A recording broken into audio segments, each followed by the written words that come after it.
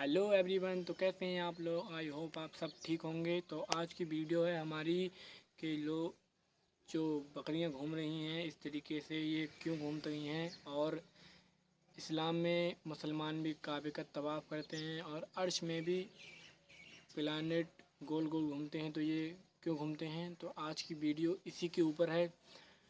ये वीडियो बहुत अच्छी होने वाली है, इस वीडियो को पूरा देखें। चलो वीडियो को स्टार्ट करते हैं। कुरान करीम की सूरा इसरा की आयत 44 के अंदर अल्लाह फरमाता है कि सातों आसमानों और ज़मीन और जो लोग इसके अंदर मौजूद हैं सब के सब इसकी तस्बीह या इबादत करते हैं, और इसकी तमाम मखलूक़ात में कोई एक चीज़ भी नहीं है जो कि इसकी इबादत नहीं करती, लेकिन तुम इसकी इबादत को नहीं समझते। बेशक वो बुर्दबाद और बख्शने वाला है। आज से 1450 साल पहले अगर सहाबा कराम में से किसी को ये आयात सुनाई जाती तो यकीनन वो इसको इस तरह से ना समझ पाते जैसे आज इंसान साइंस और टेक्नोलॉजी में तरक्की करने के बाद इन आयात के मफहूम को हर्फ बहर्फ समझ सकता है। अल्लाह के अल्फाज के तुम इस इबादत को नहीं समझ सकते, इसके पीछे एक बहुत बड़ा राज था जो आहिस्ता आहिस्ता जब साइंस और टेक्नोलॉजी ने खोलना शुरू किया तो हमें इसकी हिकमत समझ में आई। मगर इसे समझने से पहले आप इंसानों की सबसे बड़ी इबादत पर ज़रा गौर करें कि दुनिया के तमाम इंसान एक साथ इकट्ठा होकर एक ही लिबास के अंदर काबा में अल्लाह के घर का तवाफ़ करते हैं।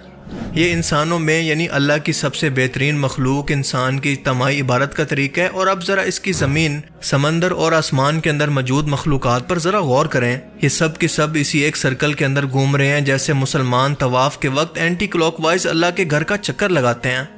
सबसे हैरत की बात यह है कि अगर आज साइंस से इसकी वजह पूछें तो वो ये एक्सप्लेन करने के अंदर नाकाम है कि जानवर और इंसानों के अलावा बाकी तमाम जिंदा मखलूक़ात ऐसा क्यों करती हैं, इसके पीछे आखिर क्या लॉजिक है। और यही नहीं बल्कि अल्लाह के दावा के मुताबिक आपको ये पैटर्न इसकी छोटी से छोटी तख्लीक यानी एटम और इससे भी छोटे क्वार्क्स के अंदर भी नजर आएगा। और अगर एटम में इलेक्ट्रॉन अपने न्यूक्लियस के गिर्द इसी सर्कल में घूम रहे हैं तो कायनात के अंदर मौजूद स्टार्स के गिर्द इनके प्लैनेट्स और गैलेक्सीज, क्लस्टर्स, सुपर क्लस्टर्स, ये सब के सब उसी एक सर्कुलर मोशन को फॉलो कर रहे हैं।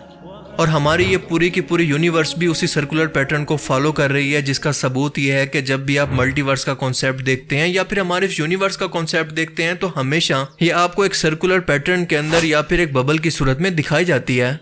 और इस सर्कुलर यूनिवर्स के अंदर एक वाहिद ज़मीन है जहाँ पर ज़िंदगी के आसार मौजूद हैं। वहाँ पर भी नज़र आने वाली मखलूक़ात हों या फिर ना नज़र आने वाली मखलूक़ात, इन तमाम के अंदर एक ही पैटर्न मौजूद है। ये सब की सब जिंदा मखलूक़ात इसी एक सर्कुलर पैटर्न के अंदर अल्लाह की मुसलसल सुबह शाम इबादत कर रही हैं। जैसा कि अल्लाह ने कुरान में फरमाया, क्या ये सब कुछ इत्तफाक हो सकता है? इम्पॉसिबल। बल्कि अकल ये कहती है कि इन तमाम पैटर्न्स को देखकर ये कंफर्म किया जा सकता है कि इनका क्रिएटर भी एक ही होना चाहिए, जो कि बेशक एक अल्लाह ही की ज़ात है।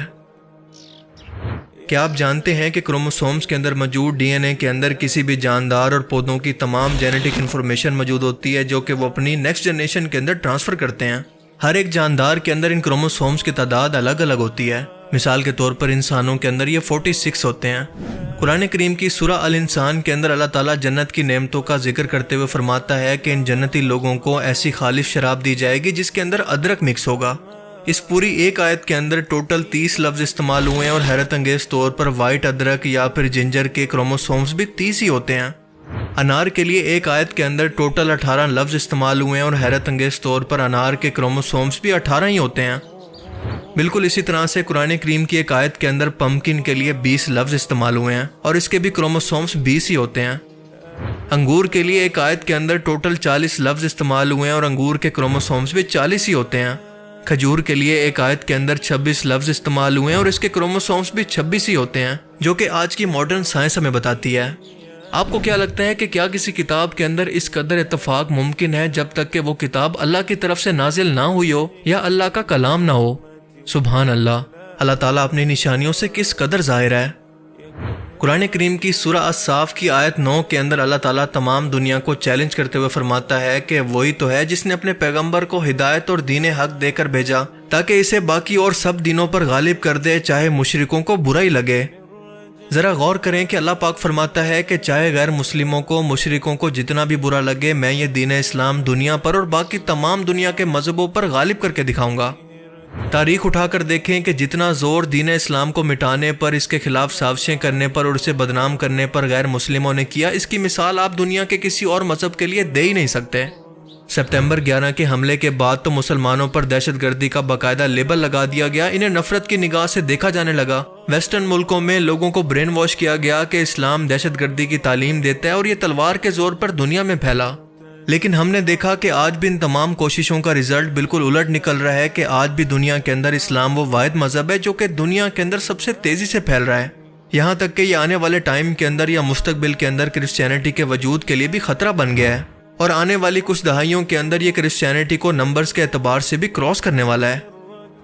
By the year 2070, the number of Muslims could equal the number of Christians around the world.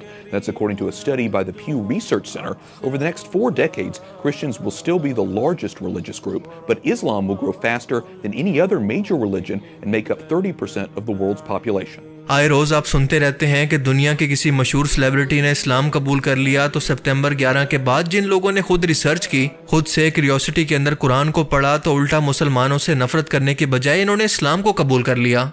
20,000 Americans every year decide to convert to Islam. Who are converting to Islam. Hispanics are changing their religion and following the teachings of Islam. Brits converting to Islam. The world's fastest growing religion, Islam. Islam is the fastest growing religion in the world.